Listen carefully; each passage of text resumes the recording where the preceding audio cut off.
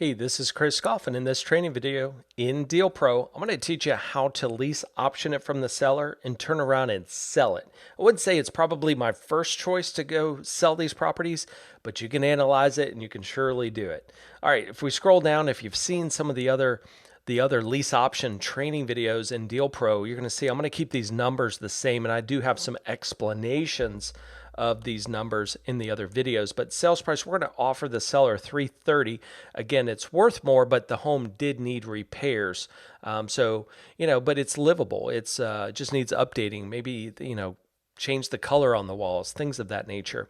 We're going to put down $2,000 to secure this deal. Monthly rental payment of $1,700. We're going to do this for 36 months. Now, I could sell this property technically. I could turn around the very next day, put a for sale by owner sign, and actually sell it. Now, it's going to cost me some money to do this because I have $2,000 down, plus I have to make $1,700 a month payments until the property sells. So keep that in mind. Generally, you could just lease option this property, but you could sell it technically. So we're going to analyze it. Now, estimated asking price will be $375. Again, it's a good deal from the ARV because the home does need some updates. Estimated months to sell. Now, this is the question, right? Now, a lot of times when I sign a lease option agreement, I'll give you a great tip here.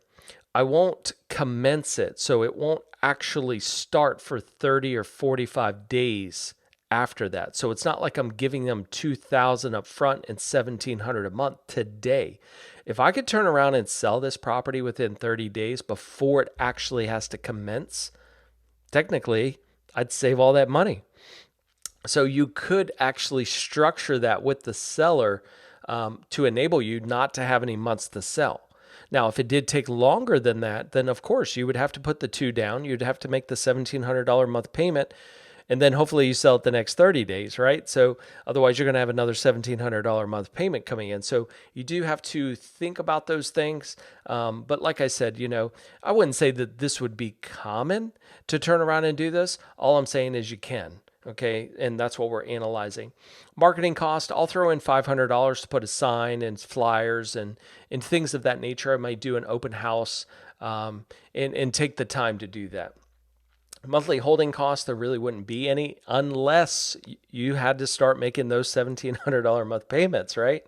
And then selling costs. Now, here's a really good question is, well, what happens if a realtor is representing the buyer? Who actually pays the commission? Well, technically you would, not the seller. So it would have to come out of your proceeds. So I'm going to come back to that. Estimated repair cost. At the end of the day, we're selling it as is. So I'm going to leave that line blank. Now, if you come down here, you see the total net profit is really good. But if there is a realtor that comes in and maybe they, charge 3%, that's going to be coming out of your pocket. Okay, so that's going to be just additional cost. That's really going to lower your profit there. So just keep that in mind when you're working this particular strategy this way. Technically, you can do it. It's just probably wouldn't be the most common because as you can see, if you can't sell it, then you're going to have problems. It's going to cost you money. So anyways, hope these tips helped and look forward to seeing you on the next training video.